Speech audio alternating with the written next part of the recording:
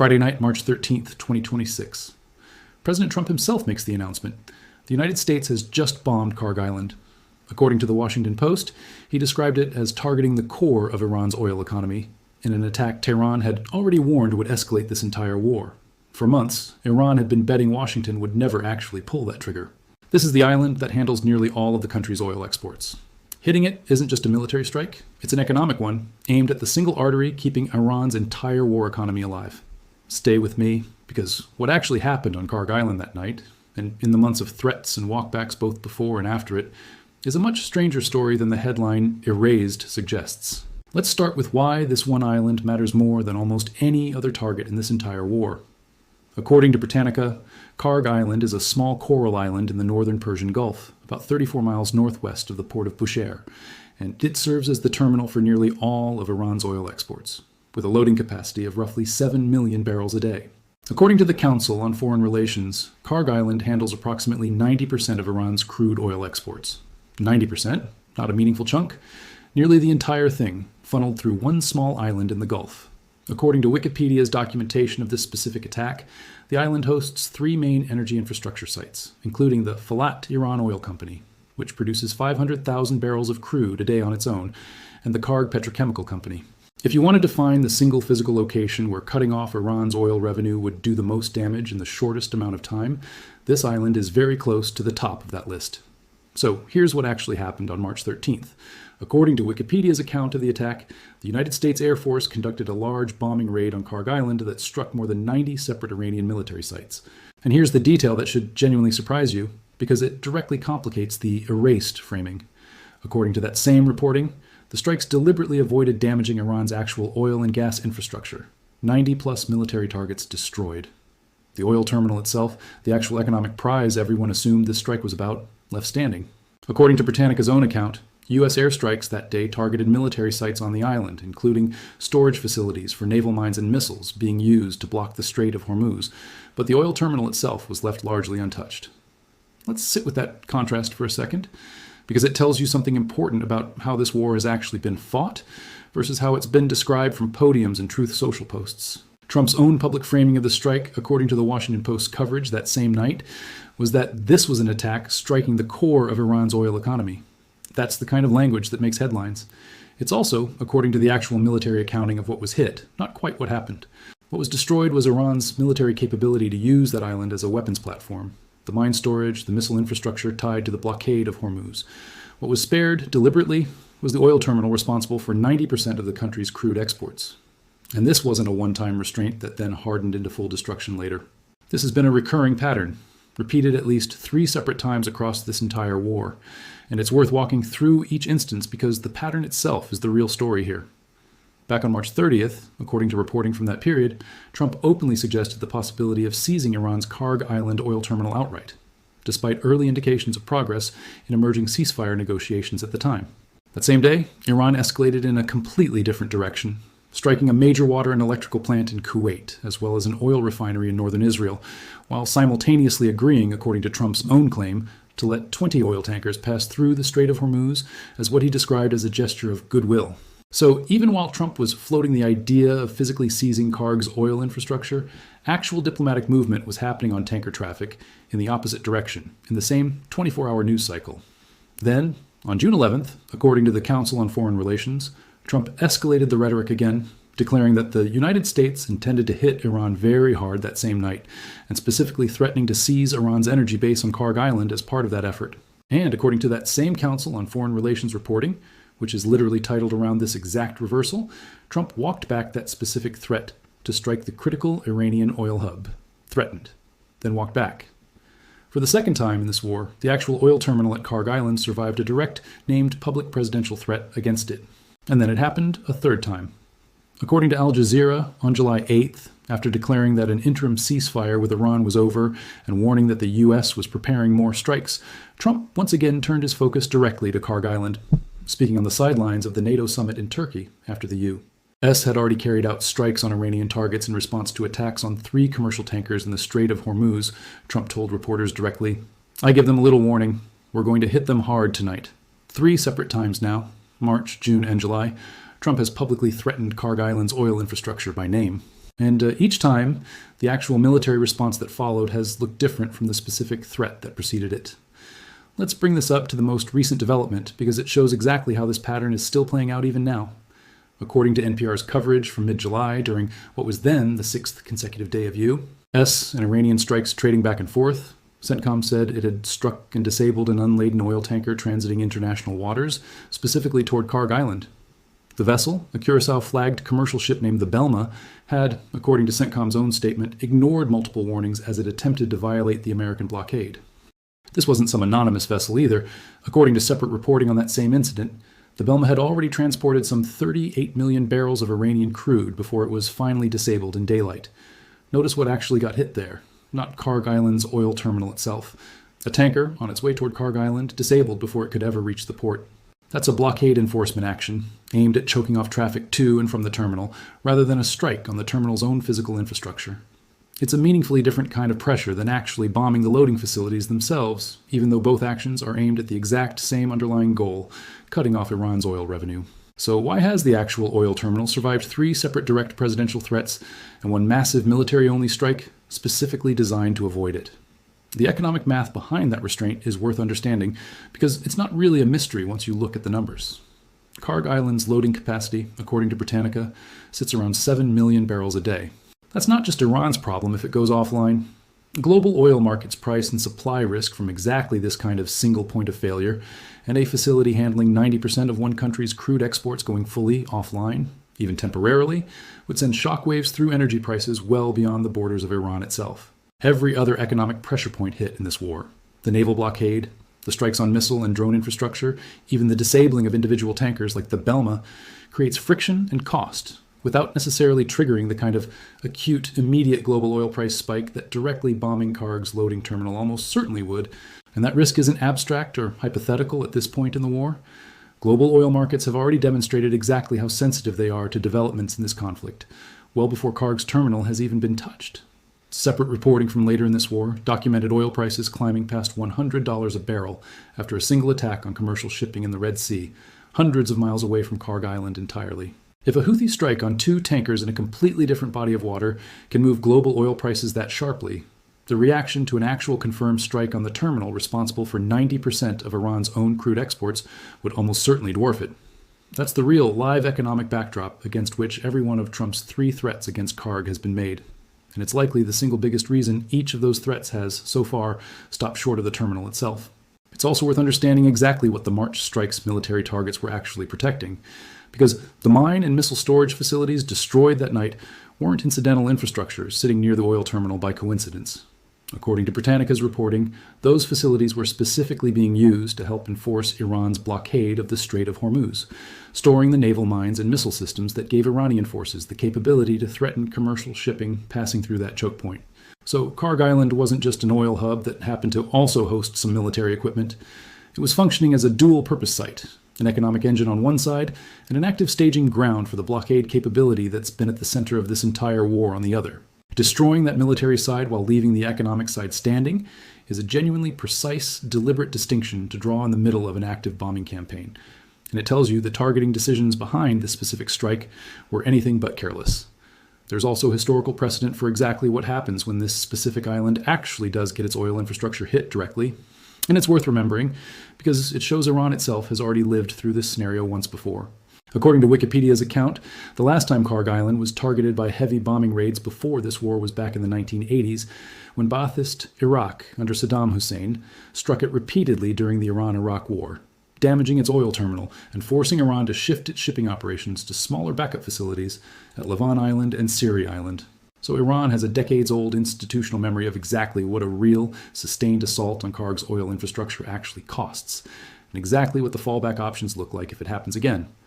That history is almost certainly part of why Tehran keeps warning, specifically and explicitly, that any strike on the oil terminal itself would represent a genuine escalation beyond anything else in this war, because they've already seen what losing this exact facility does to a country's ability to fund a war effort. Let's spend a moment on those backup facilities specifically, because the fact that they exist at all changes how you should think about the actual stakes of a hypothetical future strike on Kharg's terminal. Lavon Island and Siri Island aren't hypothetical wartime improvisations dreamed up for this specific conflict. They're existing, functioning pieces of Iran's oil export infrastructure that were deliberately expanded during and after the Iran-Iraq War, specifically because Kharg had already proven vulnerable once before. That means Iran isn't necessarily facing a binary choice between Kharg staying fully operational and its entire oil export economy collapsing overnight. It's facing a choice between operating at close to full capacity through its primary terminal or shifting a meaningful share of that 7 million barrel a day capacity through facilities that, by design, can't match Kharg's scale or efficiency. That's still a devastating economic hit if it ever happens. It's just not necessarily the complete immediate collapse that a phrase like "erased" implies on its own. And it's worth drawing a direct contrast here with a separate strike that happened just 5 days before the Kharg Island raid. Because it shows this wasn't a war where domestic fuel infrastructure was universally off limits, only the export terminal specifically. According to Reuters photography from March 8th, smoke rose over Shahran fuel storage tanks inside Tehran itself after a reported strike on that facility. Shahran is a domestic fuel depot serving the capital's own population, not an export terminal, generating foreign revenue. So in the same general window as the Kharg Island strike, Iran's own capital had its domestic fuel storage hit directly, while the country's primary oil export terminal, responsible for that 90% figure, was specifically spared. That's a meaningful distinction. It suggests American and Israeli planners drew a real, deliberate line between disrupting Iran's ability to fuel its own population and military inside the country, which Tehran's own Shahran strike shows they were willing to do, and disrupting the revenue stream that funds the war from outside the country's borders, which Kharg Island's undamaged terminal shows they were far more reluctant to touch. There's also a detail buried in the timeline of Trump's own threats that deserves more attention, because it changes how seriously you should take the specific word "seize" every time it gets used about Kharg Island. According to reporting from around the same period as Trump's March 30th comments about potentially seizing the terminal, roughly 2,500 U.S. Marines were already deployed in the region at that point, with a similar number en route. Seizing an island isn't something you accomplish with airstrikes alone. It requires exactly the kind of amphibious assault capability that Marine expeditionary units and assault ships like the USS Tripoli are built to provide, the same forces that were converging on this theater as part of the broader troop buildup this war has seen at multiple points. So when Trump uses the word "seize" specifically, rather than strike or destroy when about Kharg Island, that's not necessarily just dramatic word choice. It's a word that describes a categorically different kind of operation, a physical ground force occupation of the island itself, and one that the Marine assets already positioned in the region during this same stretch of the war would be among the most logical forces to actually carry it out if that threat were ever converted into a real operational order. Now, let's talk about the title of this video directly, because Erased Kharg Island is doing a lot of work that the actual reporting doesn't fully support. What genuinely got erased, in the most literal sense, was the military infrastructure Iran had built on that island specifically to help enforce its blockade of the Strait of Hormuz. The mine storage, the missile sites, more than 90 separate targets destroyed in a single night, according to Wikipedia's tally. That's a real, confirmed, significant strike. What has not been erased, despite 3 separate presidential threats naming it directly, is the actual oil terminal itself, the loading facilities, the Falat Iran Oil Company's production capacity, the Kharg Petrochemical Company. Those remain standing, according to every piece of reporting available on this specific island through mid-July. So if Iran genuinely believed at some point in this war that they had broken Trump's resolve into avoiding the one strike that would actually hurt the most, the strike on their actual oil revenue, the evidence from March through July suggests that calculation held up remarkably well for months. Every time the threat against Kharg's oil terminal specifically got raised publicly, it either got walked back, as the Council on Foreign Relations documented in June, or it translated into action against something adjacent to the terminal rather than the terminal itself, like the March strike on military infrastructure or the July interception of the Belma tanker. That's not the pattern of a country whose main economic artery just got severed. That's the pattern of a country that's had its military infrastructure around that artery repeatedly and severely damaged, while the artery itself has, so far, survived every single direct threat made against it. There's a domestic Iranian angle to this restraint that's easy to overlook if you only focus on the American side of the calculation. Iran's own government has spent this entire war managing a population already under significant economic strain, from sanctions predating this conflict by years. Oil revenue flowing through Kharg Island is a huge part of what keeps that domestic economy functioning at all, war or no war. It pays for imports, props up the currency, and funds the exact government apparatus running this war effort in the first place. Every month that terminal keeps operating despite direct threats against it is a month Tehran's leadership doesn't have to explain a sudden, catastrophic collapse in state revenue to its own population. On top of everything else this war has already inflicted domestically. That's not a minor factor in why Iran has kept betting, correctly so far, that the terminal itself would survive. It's the flip side of the exact same economic logic that's kept Washington from pulling that trigger. The stakes of Kharg Island actually going offline cut in both directions, for both governments simultaneously. Let's talk about what would actually have to change for that pattern to break, because that's the real tension sitting underneath this entire story going forward. Every one of the previous strikes and threats against Kharg Island has come as a response to a specific Iranian provocation: the initial closure of the Strait of Hormuz, attacks on commercial tankers, the collapse of ceasefire negotiations. If Iran's blockade of Hormuz continues, or if attacks on shipping keep escalating the way they did heading into early July, the economic logic that's kept Kharg's oil terminal standing this long could eventually get overridden by the logic of needing to demonstrate that threats against it aren't empty. 3 walked back or redirected threats in a row is not the same thing as an infinite supply of patience. At some point, either Iran recalibrates its own actions around the Strait of Hormuz, or the 4th threat against Kharg Island stops looking like the first 3. Now, let's also talk about how this specific pattern of threat then restraint compares to the rest of this war's targeting decisions, because Kharg Island isn't the only place where rhetoric and action have diverged. Trump's own comments about Iran's nuclear-linked Pickaxe Mountain facility have followed a broadly similar shape. Repeated public threats, without, as of the most recent reporting, a confirmed strike specifically on that facility either. And the same is true of the standing threat to hit a bridge or power plant next to or inside Tehran itself, a threat that's been made publicly but, according to the most recent reporting available, hadn't yet translated into a strike on the capital specifically. Kharg Island fits into a broader pattern this war keeps demonstrating. Some of Trump's most dramatic public threats function less like operational orders and more like public pressure campaigns aimed at shaping Iranian behavior around the negotiating table or around specific flashpoints like the Strait of Hormuz, rather than committing in advance to a strike that could trigger consequences, economic, diplomatic, or military, that are harder to walk back once actually carried out. That doesn't mean these threats are empty, and the March 13th strike on Kharg Island's military infrastructure is the clearest proof of that. When conditions warranted it, real, significant, confirmed destruction followed. What it does mean is that the specific named target inside each of these threats, the oil terminal, Pickaxe Mountain, the capital itself, has consistently ended up being the part that gets spared, redirected around, or delayed, even while everything adjacent to it gets hit hard. That's a genuinely consistent pattern across multiple separate fronts of this war, not just a coincidence specific to one island. Every specific claim in this video traces back to a named, checkable source. The Washington Post's reporting on the March 13th strike announcement, Wikipedia's detailed accounting of the attack itself, including the more than 90 military sites struck, and the deliberate avoidance of oil infrastructure. Britannica's reporting on Kharg Island's capacity, its history during the Iran-Iraq War, and the specifics of the March strike. The Council on Foreign Relations reporting on Trump's June 11th threat, and his subsequent walkback of it. Al Jazeera's reporting on Trump's July 8th comments at the NATO summit in Turkey, NPR's reporting on the disabling of the tanker Belma while it was en route to Kharg Island, reporting on the Belma's prior cargo history, reporting on Trump's March 30th comments about potentially seizing the terminal outright alongside Iran's own actions that same day in Kuwait and Israel, and Reuters photography documenting the March 8th strike on the Sharon fuel depot inside Tehran. Wherever a specific detail, like the exact current operational status of the oil terminal as of this video, or the precise reasoning behind each individual walkback, isn't confirmed directly in available reporting. That uncertainty has been stated plainly, rather than filled in with assumption. It's worth spending a moment imagining what a genuine, confirmed strike on Kharg's actual loading terminal would look like, precisely because every piece of reporting so far suggests that scenario has been deliberately avoided, rather than technically impossible. Unlike the deeply buried, granite-protected missile facilities scattered across Iran's interior, an oil loading terminal isn't hidden inside a mountain. Its surface infrastructure, pipelines, storage tanks, and loading berths, built for efficiency and throughput rather than survivability against exactly this kind of war.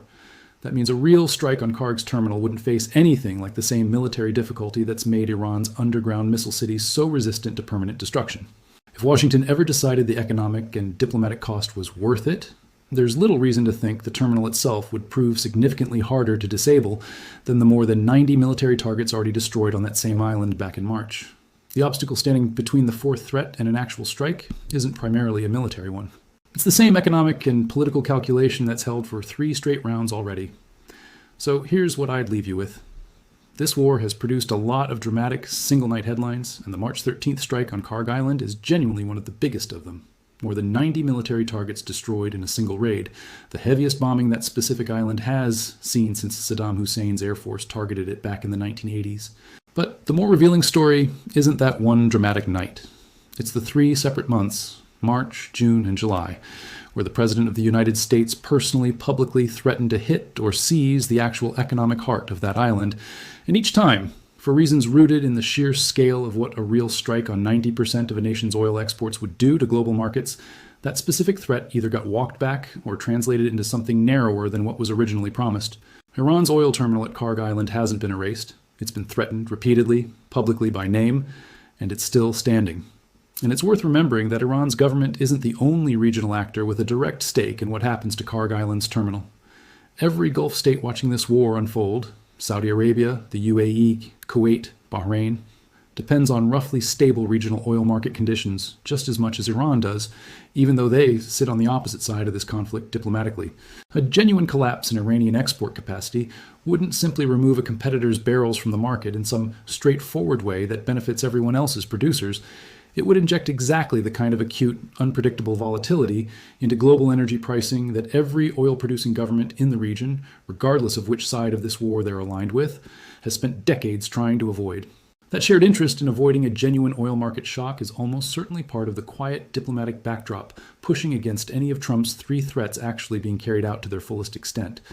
Not because anyone in the region wants Iran to win this war, but because almost nobody in the region, allied with Washington or not, wants to find out in real time what a sudden loss of 90% of one OPEC member's export capacity actually does to the price everyone else's oil sells for the very next morning. And that survival, so far, is itself the story worth paying attention to going forward, more than any single night of footage. A headline like "Erased" captures the drama of the March 13th raid perfectly. It doesn't capture the much longer, much stranger negotiation that's actually been happening in plain sight since then.